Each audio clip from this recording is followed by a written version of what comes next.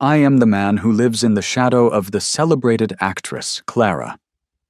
She chose to marry me when her career was at its absolute zenith.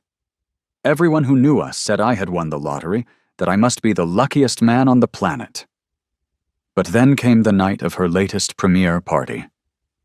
On a live stream, I watched as she took the hand of a young actor, Julian, and with a familiar tenderness, adjusted his collar and softly brushed a stray hair from his forehead. It was a small gesture, but it was ours. Later, when a pyrotechnic stunt went disastrously wrong on one of her sets, her immediate, unthinking reaction was to throw herself in front of the boy standing beside her, shielding him from the blast. She had no idea that I, standing just a few yards away, had been knocked off my feet by the shockwave and was momentarily lost beneath a pile of falling set debris. 5 days after that incident, Clara finally returned to our silent, empty house. It was only then that she noticed the divorce papers I had left for her, neatly signed, sitting on the polished coffee table. Beside them rested the simple, unadorned ring she had given me all those years ago, when our life together was just beginning. "Clara, the fans are shipping you and Julian so hard," a reporter chirped. "They're saying your chemistry on screen is unbelievable. Is there any chance of you two working together again soon?" Clara's new film, Double Take, was an undisputed blockbuster, earning critical acclaim and dominating the box office. At the lavish after-party, she was besieged by reporters asking her to recount humorous moments from the set with Julian. She had grown accustomed to these kinds of empty, speculative questions. She responded with a practiced smile, raising her left hand to show them the plain band on her finger, a clear signal meant to silence the gossip. "My husband is, and always will be, my one and only co-star," she said, her voice smooth and confident. The room erupted in good-natured laughter. "We're all so envious of your husband, Clara. For your relationship to remain this strong after so many years is truly inspiring." The comment section on the live stream was a blur of activity. "Her husband is so lucky. I'm so jealous. Seriously, that guy must have saved the galaxy in a previous life to marry a woman so devoted, rich, beautiful, and talented. Didn't someone say they've known each other for 20 years? They're legitimate childhood sweethearts.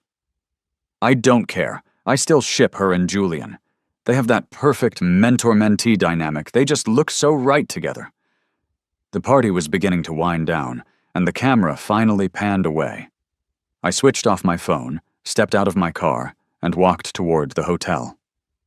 Her production team was celebrating in the first-floor VIP lounge. I walked inside, holding a cake box. I wore a studio employee badge, so the security guards at the door paid me no mind. From across the crowded room, I saw Clara and Julian making their way down the VIP corridor, flanked by their assistants and staff. Suddenly, a man who looked wild-eyed and unstable broke through the crowd and lunged toward Julian. Security personnel were on him in an instant, dragging him away. I watched as Clara gently pulled the visibly shaken young actor into her arms, placing a reassuring hand on his shoulder. She stroked the back of his head, whispering words I couldn't hear, but whose comforting intent was obvious. After he seemed to have regained his composure, she casually straightened his collar before releasing him. The hand holding the bag with the cake began to tremble slightly. I was wearing a surgical mask, so I could follow them without being recognized. After they disappeared into the private room, I found the waiter stationed at the door and sent him on a pointless errand, allowing me to linger and listen to the conversations within. The people inside were all part of Clara's studio, people I knew personally and who certainly knew me. Her agent, Marcus, had once been a close friend of mine. Everyone was raising their glasses to Clara. "Clara, this film is guaranteed to sweep the awards again this year. Have you started thinking about your acceptance speech?" Clara let out a light laugh. "Of course. I'll thank my husband, Evan. I couldn't have achieved any of this without him." She seemed to notice a shift in the mood of the young man sitting next to her. She cast a glance toward Julian and raised her glass in his direction. But my biggest thanks has to go to Julian. In all my years of acting, I've never experienced chemistry like this with a co-star. Someone else chimed in. Clara has never been this invested in a co-star before. Remember that scene at the ranch? When Julian's horse bolted, Clara was so frantic she nearly got herself killed trying to chase after him.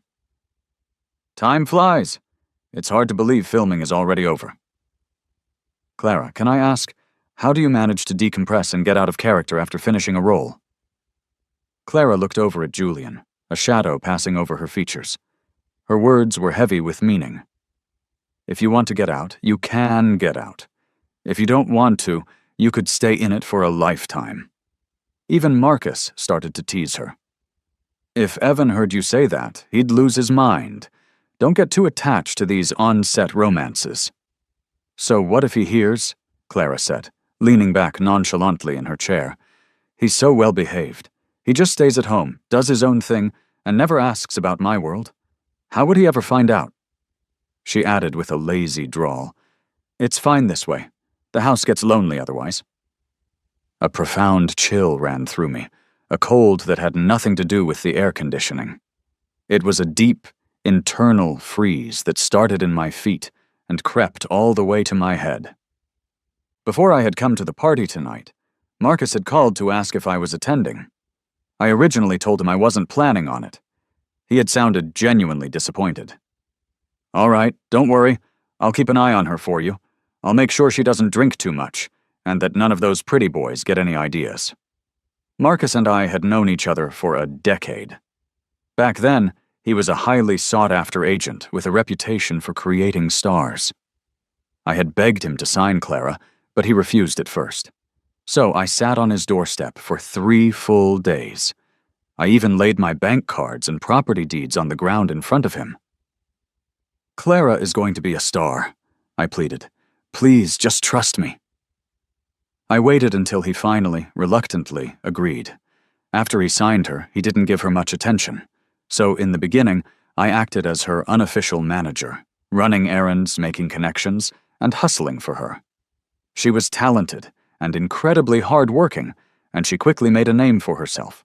Once she did, I promptly faded into the background, handing all responsibilities over to Marcus. For a long time, very few people knew about my relationship with Clara. Even our wedding was an incredibly low-key affair. It's only now that I understand. The people at her studio, they knew she was fooling around. They all knew, and they all kept it from me. I was the only one left in the dark, stupidly buying her performance as the devoted wife. But my God, she was a magnificent actress. After Clara became famous, she was perpetually busy. We were often in different cities, sometimes on different continents. I remember one time I came down with a high fever. I called her, but her assistant answered the phone. She never called me back that night. I couldn't bear the loneliness and neglect anymore, so I told her I wanted to break up. In the middle of the night, after my fever had broken, there was a knock at the door. I staggered over to open it. Her eyes were red and swollen as she kissed my cheeks, my lips, my nose over and over again. She smelled of expensive alcohol and the damp chill of a snowstorm, as if she had come straight from a party and jumped on the first flight she could find. "Don't you ever say that again," she whispered, her breath shaky as she held me so tightly I could barely move. "Don't you dare leave me." The very next day, she proposed. She confessed she'd had the engagement ring for a while, but I always preferred the simple silver band she'd given me not long after we first got together. She had crafted it herself at a small, local workshop while we were on vacation. The waiter returned with his tray and saw me standing by the door, tears streaming down my face. He asked cautiously, "Sir, are you feeling all right?" I just shook my head and wiped my eyes with the back of my hand. I handed him the cake box. "It's yours." I could hear voices from inside again. "Clara, you've had too much to drink. Do you need someone to take you home?" Clara didn't answer for a long moment. I couldn't stop myself from peeking inside one last time. She had stood up, her coat draped over her arm. But Julian, who was beside her, had grabbed her left hand. His eyes were red, and he looked at her with a pleading expression, like a kitten full of desperate longing. She seemed to hesitate.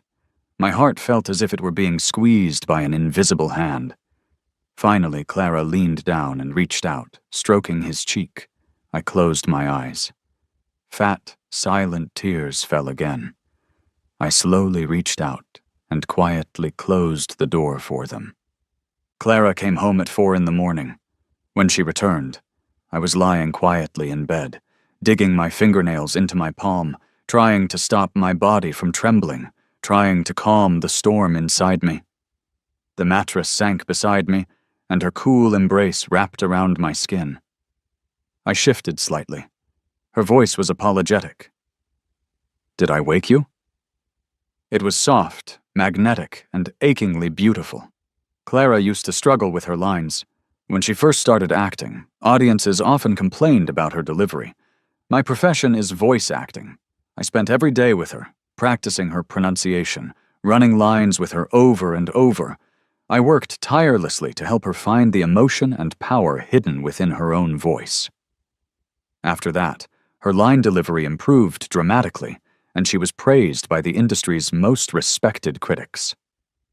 Once, one of her original audio performances went viral online and was trending for days. She even won a celebrity voice acting competition show. The day she brought the trophy home happened to be our anniversary. I was in the kitchen cooking for her. Clara has a sensitive stomach. She grew up in a wealthy family who had wanted her to take over their business empire. They considered acting to be a profession beneath her. But Clara had no interest in business. To pursue her dream, she fought with her family and moved out during college, determined to prove herself.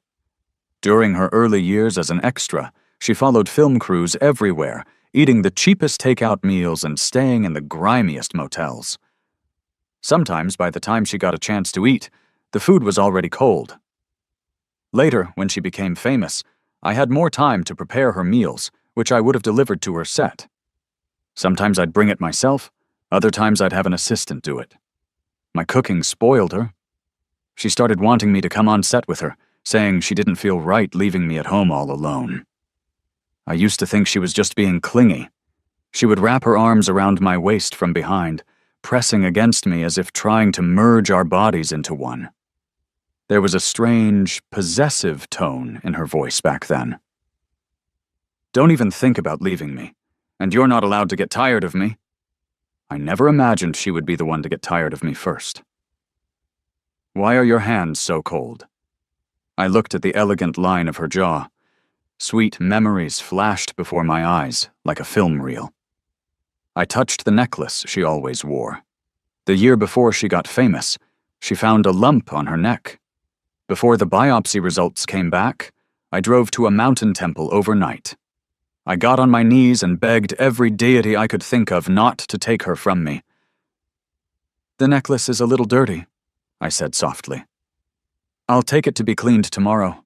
Then you can wear it again." "Okay," she murmured.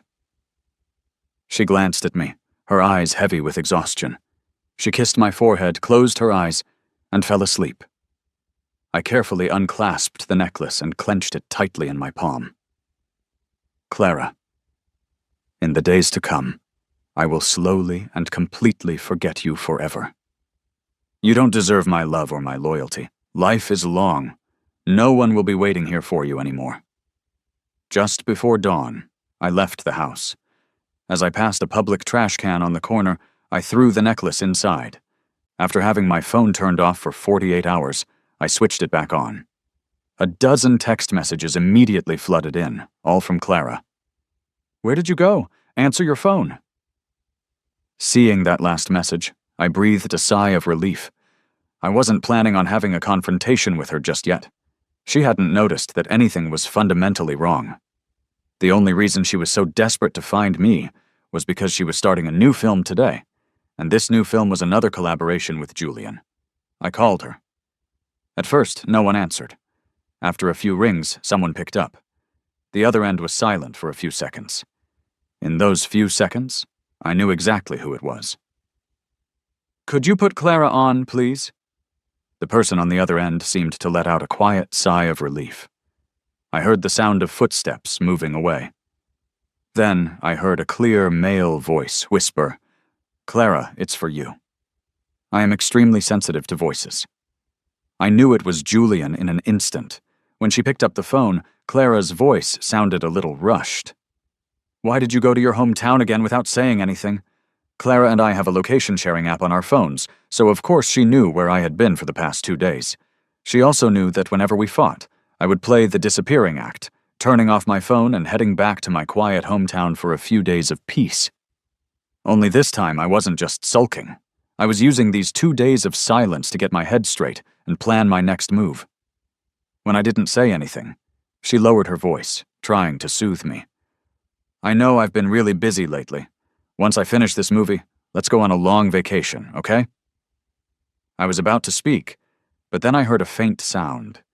It was the sound of 2 different types of fabric rubbing against each other.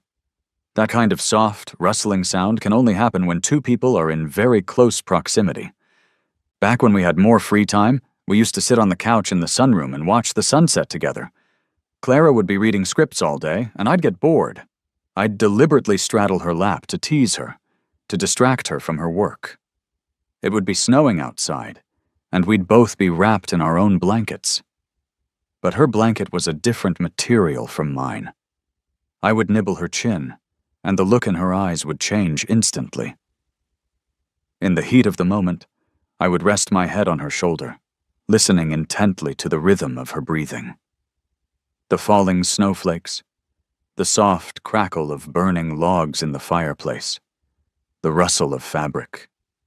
It was as intimate as 2 lovers whispering secrets without using words. Only back then, I didn't understand. I never understood what people meant when they said that in the end, love is all about having a conscience. Today, I finally get it. My heart still ached with a sharp, stabbing pain. I opened my mouth, but I no longer had the strength to say her name. A wave of exhaustion washed over me. "I've gotten my old voice acting team back together. This film needs live audio, so I'll be on set for a while." The other end of the line was silent for a few seconds. Clara's tone suddenly turned cold. "Can't you just stay home? You know how many reporters are always watching me. Being on set is exhausting. Your team is just a few people. Why go looking for trouble?" I said softly, "Are you worried about me suffering? Or do you just want me at home like a piece of furniture?" I must have hit a nerve. After a moment of silence, she said impatiently, "Fine, do whatever you want. Just don't come crying to me when the media hounds you." She didn't hang up right away. She was probably waiting for me to back down, to apologize. Clara is actually a year older than me. Because I have younger siblings, I've always had a habit of taking care of people. It was the same even after I got together with Clara. I don't like conflict. I'm a soft-hearted person. Whenever Clara and I argued, I'd forget about it a few minutes later. But this time was different. I didn't bother wasting any more words. I just hung up. Besides, on top of getting back to work, I had an appointment with a lawyer to discuss the divorce. The call ended abruptly. Clara was stunned and surprised. He had actually hung up on her. Evan never did that. He was gentle and easygoing. Even when they fought, he would come back to talk to her just a few minutes later, looking at her with his big, round eyes and changing the subject. He was sweet and soft. He never held a grudge. He never took the things she said during arguments to heart. He knew she loved him, and he loved her. But today, he had hung up on her. Clara stared at the call screen on her phone. "Clara?" Julian pressed up against her, whispering her name. It was snowing heavily in the mountains today. To make the next day's shoot easier, the main actors were all staying in their own trailers. It was supposed to be their break time, but Julian had shown up at her door with a bottle of warm red wine. She knew what he was after. She just figured it added a little excitement to the otherwise boring shoot. Besides, everyone on set would help her hide it from Evan. It was a common enough thing in this business. It wasn't that she didn't love Evan. On the contrary, she loved him very much. She wanted him to always be there at home. Every time she came home from work and opened the door, He'd be there in his fluffy teddy bear pajamas, his cheeks flushed from the heat of the stove, standing in the warm orange light of the kitchen, making her favorite soup, or cooking the meal she'd been craving for days. Clara had a nagging feeling that something was wrong. When she tried calling back, his phone was off again. Just as she was about to call someone else, Julian's hand closed over hers. Then his other hand slowly caressed her cheek. The truth was, she could tolerate Julian because he looked a bit like Evan, especially his eyes. But today she just wasn't in the mood. On the way to the studio, Ben was driving and chattering excitedly. "You're finally back. The rest of us have been holding on, just waiting for you. We've been waiting for this day." He gestured with his chin towards the back seat. "When the studio dissolved, that girl didn't say a single word. She just kept coming to the office every single day. She paid the rent, she bought all the new equipment. A few years ago she got drunk and said that if you ever wanted to come back, at least you'd have a home to return to." I glanced in the rearview mirror at the girl sleeping in the back, her face almost completely hidden by a hoodie and a mask. My student, Maya, an unofficial one. After I gave a talk at her university once, she found me backstage. She didn't beat around the bush. She said she wanted to be my student, to have me teach her voice acting. At the time, I was a pretty big name in the industry. Everyone else laughed at her boldness, but she didn't care. "I'm smart, I learn fast, I have a great voice, and I can memorize lines like crazy," she had declared. She thought for a moment, then added, "And I have money. I can pay any tuition you want." Back then, everyone thought she was just a rich kid on a whim. Less than 6 months later, she went from a total novice to a rising star in the voice acting world. Tons of film crews and celebrities were specifically requesting her. Thinking about it now makes me sad. To think I gave up a career I loved for a joke of a marriage. I turned my back on my dreams and became trapped by marriage and family. And now, Maya has become a renowned master in the industry, while my professional name, Morris, has all but vanished. The whole way, Maya kept her head down, not saying a word. She was either on her phone or staring out the window. I smiled. "I really appreciate you guys letting me come back. Let me start with some supporting roles. I'm afraid I'll mess it up." But then Maya suddenly laughed. "If you're afraid of messing up, why bother coming back at all?" Maya always had a sharp tongue, but she usually directed it at other people. When Clara got famous, the media and the public dug into every aspect of her life. I never liked being in the spotlight. The media attention was driving me crazy. So I decided to leave the studio. When I made that decision, Maya, who had always been the most obedient and respectful to me, just stood up and walked out. As she reached the door, she threw one last line at me. "Evan, you're getting married, not dying. Does your work conflict with your marriage?" I had no answer for her then, but going through this marriage really did feel like I'd died once already. The person I loved most in the world, the friend I trusted completely. They both delivered a devastating blow. A gut-wrenching pain I'll never forget.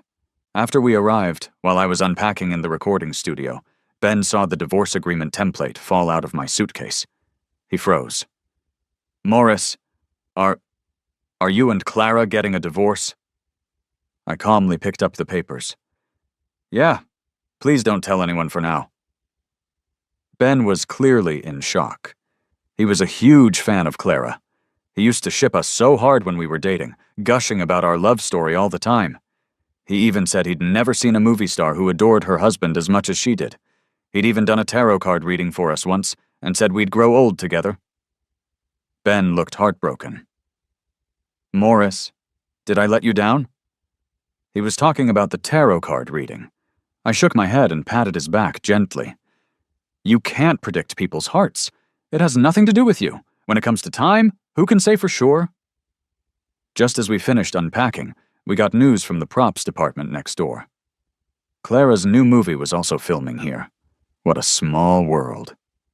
Luckily, I'd kept a low profile back then, so not many media outlets had pictures of my face. With a hat and a mask on, no one recognized me. On the first day of filming, there was already a mishap. A last-minute change in the male lead. The original actor had gotten into an accident on his way here, and was in the hospital. The new actor was some hotshot industry nepo baby Tristan, and the studio assigned me to do his voiceover. Tristan glanced at my work ID and immediately started complaining. He turned to the director. "Who is this guy? You're giving me some no-name for my voiceover? What's that supposed to mean? You have to change him.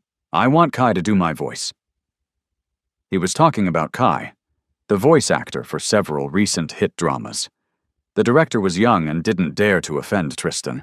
He could only manage a nervous smile. "Tristan, Kai's voice is more neutral. He usually voices gritty action hero types. It really doesn't fit your style." Tristan wasn't having it. "I don't care. It just can't be this guy." He looked at the voice cast list again. "If not him, then switch me with Ben." Ben was his stage name. He'd recently voiced a few teen romance dramas and was a pretty popular voice actor. We glanced over at Liam, the second male lead. He took off his headphones and said flatly, "I don't care either way." On my way back to the recording booth with the script, I ran into Liam at the door. He saw me, took off his headphones, and handed me a coffee and a small gift. "Morris, it's a pleasure to be working with you." I was a bit surprised. He smiled. "I've seen pretty much every show you've ever voiced. When I heard you were assigned to me, I almost cheered out loud." I thanked him for the gift. "But it's been so long since I've done this, and your character is a villain. I don't have much experience with those roles. I'm worried I won't do a good job." Liam gave me a handsome grin. "I believe in you, man. Your voice, it has soul. Even if it's been a while, I'm sure that soul is still there." After he left, I, who hadn't shed a single tear since the day I decided on the divorce, suddenly burst into tears. Someone walked past me and handed me a tissue. Then they stood quietly to the side, not saying a word to disturb me. It was Maya. That evening, we had a team dinner at a local mountain resort restaurant. And we ran into someone we knew, Clara. Her film crew was huge. Clara had booked the entire resort restaurant for the night to treat everyone. The door to their private room was open. Although Julian and she seemed to be deliberately keeping their distance in front of others, everyone there worked in the entertainment industry. Sometimes, a single glance is all it takes to know. Those two were definitely up to something. Maya suddenly threw down her chopsticks and snapped at me. "How can you be so tolerant? Is this just how everyone in showbiz acts? That guy is practically glued to Clara's side, and you're not going to do anything?" I tugged on her sleeve, signaling for her to lower her voice and calm down. "She doesn't know I'm here, and I don't want her to." And when everyone saw Clara head to the restroom and Julian follow her 2 minutes later, it was all perfectly clear. I was outside on the phone and didn't see it. Maya shot up from her chair with a loud scrape. She looked like she was about to go confront Clara, but Ben grabbed her sleeve. With a troubled look on his face, he quietly begged her not to go. He hesitated, but finally couldn't hold it in any longer. "Evan and Clara are getting a divorce." But just as quickly, Maya's expression changed again. She saw me heading toward the restrooms too. She shook off Ben's hand and followed me. And at that moment, I was just trying to find the bathroom, but now I was completely stuck. At the end of the hallway, in a hidden corner, I saw Clara and Julian, drunk, tangled up, kissing. A wave of nausea hit me. The heating in this place wasn't great, and I'd had a bit to drink earlier to warm up. Now it all felt like poison in my stomach. I leaned against the wall and let out a dry heave. I almost threw up. Then I heard Clara's drunken voice. "Who's there?" She whispered to Julian, "Wait a bit before you come out." I panicked. This wasn't part of the plan. Today was not the day for a confrontation. Just as I heard Clara's footsteps approaching, in my confusion, someone came up from behind me. They gently pushed me against the wall, pressed my head into their chest, and shielded me with their body. Clara's voice was getting closer. She knew Maya. When she first found out I'd taken on a student, she was jealous for a long time. She said Maya was too handsome, that she didn't trust her. I told her, "Don't you know what kind of person I am?" She said it wasn't me she didn't trust. It was Maya. Clara had always held a strange hostility towards her. When she saw Maya, her voice rose slightly. "You?" Maya's voice was casual. "Sorry about this." I don't know if it was my imagination, but her right arm deliberately tightened its grip. I could barely breathe. Maya said, "My boyfriend can't hold his liquor." I had a feeling she was doing it on purpose. After Clara left, I lowered my voice. "Thanks." Maya spoke, her chest vibrating slightly. "Why didn't you tell me about the divorce?" So Ben had told her. I said, "It's not final yet." Maya's hand still wouldn't let go. "But it will be soon, won't it?" There was a hint of pleasure in her voice. "She deserves it. Clara doesn't deserve you." Sensing my silence, Maya said in a low voice, "Go back to the hotel first." I looked up and saw her glance toward where Julian was hiding. There was no other way out from there. If we didn't leave, Julian would probably be stuck there all night. I asked her, "You're not coming back?" Her fingers pressed gently on my shoulder, signaling for me to go. I saw a mischievous glint in her eyes. An hour after I got back to the hotel, I heard the door to the next room open. After a moment, I couldn't resist going over and knocking. The door opened a minute later. Maya was holding up her arms, drying her wet hair with a towel. She was only wearing a sports bra. She had a great figure, but in this below-freezing weather, wasn't she cold? My face flushed, and I averted my eyes. "You should put a jacket on before you catch a cold." She grunted in agreement and grabbed a thick coat to wrap around herself. I hesitated. "You want to ask what I did to Julian?" She had already figured it out. I nodded. Maya tilted her head back and took a long drink of water, her bright dark eyes glancing at me. "I didn't do anything. I just gave a waiter $100 to sit there and play games on his phone for an hour, with the volume all the way up." That's brutal. So Julian was stuck in a freezing hallway, wearing a thin suit, with no phone to contact anyone, shivering in the cold for an entire hour. Standing like that, he was bound to get sick. Maya saw I was silent. "What, are you going to lecture me? Tell me I went too far?" I looked down. After a long moment, I laughed. "That was awesome, so awesome!" The feeling of seeing an immoral person get a taste of their own medicine. It felt so good. Too bad it wasn't Clara. I couldn't stop myself from smiling. "Thank you." Maya looked at me, as if she had something to say, but in the end she didn't say it. It just came out as a simple, "Good night." For the next few weeks, besides voice acting, I sometimes helped out on set with other things. I was actually quite interested in filmmaking. I wanted to learn more. Maybe one day I'd get the chance to direct a movie. I remember telling Clara about wanting to learn filmmaking once. She just kissed me and told me not to worry my head about such things. "I like you better at home. Staring at those cold machines is boring. Don't work yourself so hard." Now that my feelings have changed, everything she ever said, good or bad, just makes me sick. Sometimes our two crews would share a location. I saw Clara quite a lot, but I had completely lost interest in her. I didn't pay attention to what she was doing anymore. Ben had completely lost his admiration for her, too. Sometimes he'd say, "Hi, Clara," to her face, and then mutter, "Cheater," under his breath as he walked away. I dressed down, blending in with the crew. Clara never noticed me, but these last few days, I've heard that Clara hasn't been in a good mood. She's lost her temper on set several times. While helping Ben move some props, I overheard some crew members from the other set complaining. What's gotten into Clara these past few days? She's been so irritable. My friend who's a makeup artist said she's been fighting with her husband. Said she saw her calling him over and over, but he never picked up. He's not replying to her texts either. She's that much trouble. If my wife was a beautiful young movie star, even if we fought, I'd just look at that face and my anger would disappear. What if she was cheating on you? The group fell silent for a moment. Isn't that just how it is in this industry? It's not a big deal. And she's a famous actress. He's got fame and fortune. Maybe his biggest claim to fame in life will be his actress wife. He should just suck it up. A lifetime passes quickly. That's horrifying. To think some people actually think that way. I'm so glad I chose to get a divorce. I refuse to spend my life as her accessory. My life's greatest work will never be her. Ben frowned and whispered to me comfortingly. Morris, don't listen to their nonsense. That cheater isn't your greatest work. You have so many great works you can't even count them. Several of the characters you voiced became huge hits because of your performance. Yeah.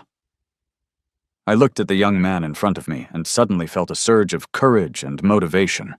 My smile was one of genuine relief. Thank you. From now on, no one will ever put me down again. This show had a short production schedule, designed to be streamed online as it was being filmed. As soon as the first episode aired, it blew up online. The second male lead's acting and his voice actor were trending. The comments were all about the perfect match between the actor Liam and his voice. Liam's villain performance is insane. And that voice actor's voice, did you guys recognize it? It's incredible. And so familiar. I checked the credits. It's Morris. His voice has changed a little, but it's really him. Oh my God. The king of historical drama voiceovers. Is he making a comeback? Liam's face, his acting, paired with Morris's voice. This show is going to be a massive hit this year. Yes, it's Morris. The whole year of terrible historical dramas is finally saved. How did the director pull this off? He got all my favorite voice actors, and Maya is doing the female lead. Morris, do you know how many years I've waited for you? I listen to your old audio dramas every single day to eat, to sleep. I've missed you so much. Tristan did not look happy. He was that famous. The director knew how to twist the knife. Tristan, my boy, you threw away a viral hit all on your own. Don't blame me. The show's ratings kept climbing, but a week later, Ben ran into a problem. The temperature in the mountains was too low. He caught a cold, and his throat became so inflamed he had to go to the hospital for IV treatment. This show had a short production schedule. If we waited for Ben to fully recover, we'd fall completely behind. But the first few episodes with his voice had already aired. None of the replacement voice actors we found sounded quite right. Their voices were all slightly different from Ben's. The director was at his wit's end, squatting on the floor, pulling at his hair in frustration. Let me try, I said, looking at Tristan. Tristan looked uncomfortable. Why would you help me after I'm not helping you, I said, as I gathered my things and headed for the recording booth. I'm helping Ben and our studio. This show is popular, and I need a good platform for my comeback. I'm also helping myself. The next day, after the final cut with the new audio was ready, we gathered in the screening room. Everyone was stunned. The voice I did for Tristan sounded almost identical to Ben's. Even Ben, on a video call from the hospital with a raspy voice, was shouting, "Morris, you're a genius!" As I was smiling, I saw Maya leaning against the doorway. She seemed to be smiling too, her eyes shining as she looked at me. The show was a hit, and Clara started to realize something was wrong. A week later, I was running lines with Maya in the booth. Ben burst in, frantic. "Morris, Clara's here. She's looking for you." Maya glanced at my expression. "Do you want to see her?" I shook my head. "Until the divorce is official, I have zero desire to speak to her. I don't want to have anything to do with her ever again." Maya smiled. "All right." Maya walked straight over and opened the door to the recording studio. I held my breath. "Where is he?" Clara got straight to the point. "He did the voiceover for your show. He has to be with you." Maya's tone was mocking. "Your own husband is missing, and you're looking for him here? My husband has legs. Am I supposed to tie him up?" Clara's voice was thick with anger. The tension in the air was palpable. I was afraid they were going to start fighting and was about to step in. But Maya said calmly, "He has been with us for a while, but unfortunately he had to go home for an emergency this morning." When she said us, Maya put extra emphasis on the word. It seemed like she was deliberately trying to provoke Clara. "He went home?" Clara was about to call her assistant to book a flight. "Clara, I've been looking all over for you." Julian had found her. It's the last explosion scene today. Everyone's waiting for us." 2 minutes later, Clara glanced into the recording booth. From her limited view, she couldn't see anyone inside. She decided to finish the scene and then fly to my hometown to find me that night. After Clara left, I suddenly wanted to watch her act one last time. I wanted to understand. How did we end up here? "I'll go with you," Maya said, grabbing a jacket. I refused. "I'll be right back." She nodded, put my hat on my head, wrapped my scarf snugly around my neck, and even gave me a frost-proof mask. "It's snowing outside." I smiled at her. I slipped onto Clara's film set. I stood with the other crew members, watching her act up close. Everyone was praising her. It's true. She really is perfect. But when it comes to love, she's the most broken, twisted person I know. All I ever wanted, from the very beginning, was just a faithful, unwavering love. And the reason we ended up here today wasn't because I wasn't good enough. I am good enough. She's the one who doesn't deserve it. After thinking through our relationship, my mind suddenly felt much lighter. Just as I was about to leave, a deafening explosion ripped through the cliffside. An explosion of that magnitude wasn't normal. Something had gone wrong. I covered my ears and looked up. In the distance, Clara frowned and instinctively pulled Julian into a tight embrace. I felt nothing. But then, the unexpected happened. As rocks and debris began to tumble down the mountain, my mind went blank. A young girl from the props team was still crouched down, packing things away. She was too close to me. So close that I reached out and pulled her out of the way. There was a major accident on set. Filming was suspended. 3 people were buried under the debris, and an emergency rescue was underway. As Clara got into her car, she couldn't help but glance over. For some reason, she felt a sharp, twisting pain in her chest. A dull, throbbing ache. Julian got into the car with her, but suddenly she was sick of it. More than ever before, she desperately wanted to go home and hold her warm, gentle husband, to kiss his cheeks, and smell the faint scent of tea in his hair. "Julian," she said suddenly, "get out." Maybe it was how quickly her mood changed. Julian was caught off guard. "Clara." Just moments ago, during the explosion, she had held him so tightly. Clara lowered her head and rubbed her temples. "I admit I'm a terrible person, but no one is more important than my husband." Tears welled up in Julian's eyes. "But you like me, don't you?" Clara laughed, a self-deprecating sound. "I don't like you." She looked at him, and her smile turned cruel. "It's just that your eyes are a lot like my husband's. My husband isn't very clingy, and I spend too much time on set. I'll admit it was just loneliness. Don't get the wrong idea." A chill went through Julian's body. You bitch." Stella said, "Yes, I am a bitch. And even if I am a bitch, I will never give up my husband." Julian laughed too, a desolate smile. "And what about your husband? What if he finds out what kind of person you are? Do you think he'll still stay by your side?" But Clara was completely unfazed by his threat. She rubbed the wedding ring on her middle finger. She looked at Julian. "If we both go down, do you really think you'll survive in this industry?" Julian trembled. His lips turned white. Clara was right. He had been naive. A place like the entertainment industry was rotten to the core. At least he hadn't lost out completely. He'd slept with an A-list actress, gotten resources. So what if she didn't love him? A person like him deserved an ending like this. The security camera at her front door would show if Evan had come back. He hadn't been back at all. Clara flew straight to my hometown that night, but there was still no sign of him. The feeling of unease in Clara's heart grew stronger and stronger. She spent 5 days searching all the places Evan used to love to go. Still nothing. She dragged her exhausted body home. There were some scattered papers by the front door. She couldn't be bothered to look at them. She just tossed them on the coffee table. Even though she knew the house was empty, she couldn't stop herself from checking every room. For the first time, Clara felt that this house was too empty, too big.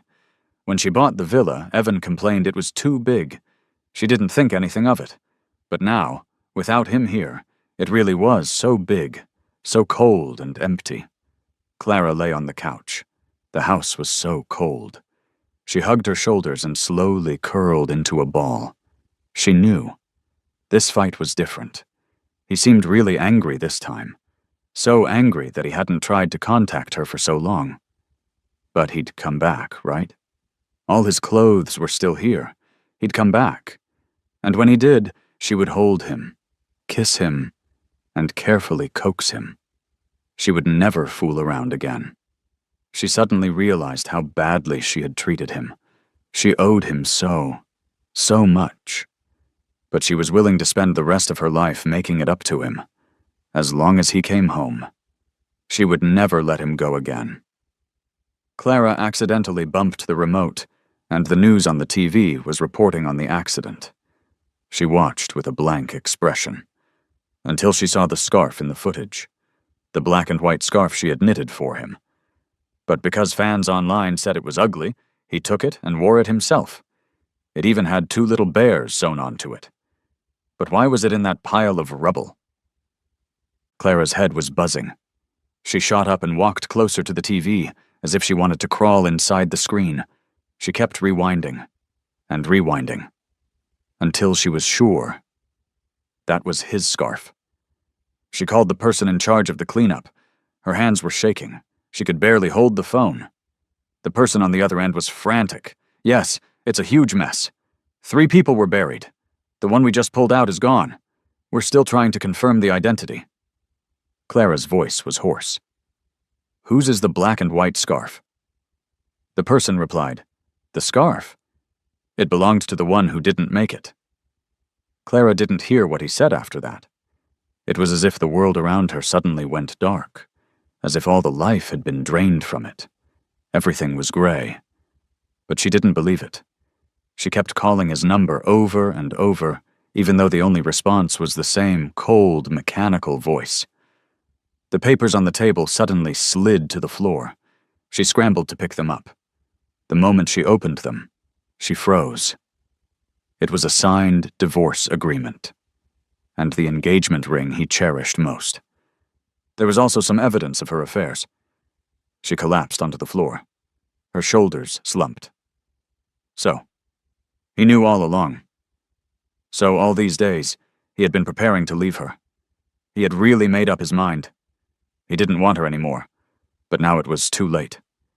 She clutched her chest. The pain was so intense she almost passed out. Her face was wet. She trembled, sobbing quietly, until finally she broke down, wailing. What was she going to do? Clara even had a self-destructive, crazed thought. If he was really gone, she would go with him. She had never realized just how important Evan was to her. But when she heard that terrible news, Clara felt that the rest of her life would be meaningless without him. If she went with him, maybe she'd find him sooner. Just then, the sound of the front door unlocking echoed through the house. She stared blankly towards the door. Light streamed in. She saw Evan. Her heart almost stopped. She had never been so disheveled. She practically crawled over to him. It didn't matter if he was real or a ghost, as long as he was willing to come home, as long as she could see him. Her voice was almost a sob. I saw your scarf. I thought something happened to you. Just as she was about to touch Evan, he held up a hand to stop her. His face had some scrapes. His leg was bandaged, and his eyes were red. But he was alive. Clara. Evan seemed to have just been crying. His voice was still thick and nasal. That was a crew member. I used the scarf to stop her bleeding, but it wasn't enough to save her. He turned his face away, as if he couldn't bear to talk about the tragedy. After a moment, he continued, Please sign the divorce papers. I just came back today to get my things. She stared at his face, desperately trying to take his hand. Ben stepped out from the side, blocking her. I'm here to help too. Morris, hurry up. There's a lot of media outside. I don't want to make a scene, Evan said calmly. I just want to divorce you right now. Clara whispered, I won't sign. You should read a law book instead of those trashy romance novels, Maya, standing beside Evan, laughed. I dare you to touch him today? Don't you want to save your reputation? Clara was still looking only at Evan's face, searching for any other emotion. Evan shook his head. It doesn't matter to me, because you don't matter anymore. When Clara heard those words, it felt like a giant hole had been ripped open in her chest. She had seen a scene in a movie once. It was about a pair of estranged lovers in an old martial arts world. They had hated each other for over a decade, each wanting the other dead. But one day, the man just stopped hating her. In the end, the woman chose to take her own life because she knew that the last thread connecting them was gone. As she signed the papers, she asked one last desperate question. Why don't you hate me? Evan looked at her. He even smiled. That smile was worse than death. He really, truly didn't care anymore. Because my life will be filled with friends, work, and other things. It just won't have you in it. Clara, Evan said, his expression serious. From this day forward, we have nothing to do with each other. Clara, the road ahead is long. I just don't love you anymore. 2 months later, the news of Clara's divorce blew up online again. Along with it was the trending topic, #Clara's affairs. At the same time, all her movie deals and endorsements were suspended or terminated. Clara's social media accounts were hemorrhaging followers. Ben was thrilled. It only takes one day to go from a stan to an anti. She deserves it.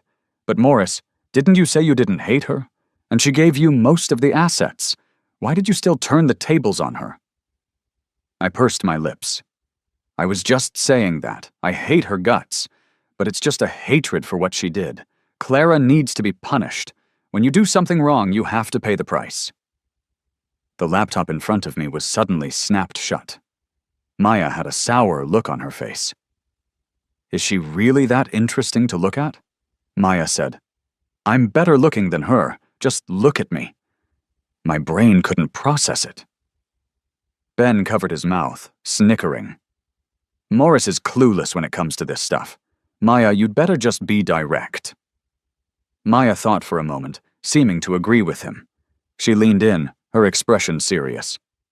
I like you. The intensity in her eyes was an emotion I could no longer ignore. So she liked me? But my face turned as red as a lobster. I grabbed my bag, covered my face, and fled the office. That was way too direct. I just got divorced. My phone vibrated. It was a text from Maya. Sorry if I scared you.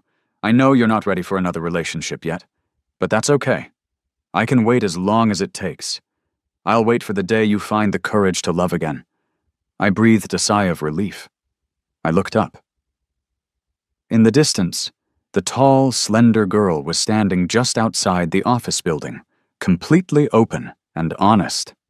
She crossed her arms and gave me the most sincere, radiant smile. And I believe it too, that one day I will get back my ability and my courage to love.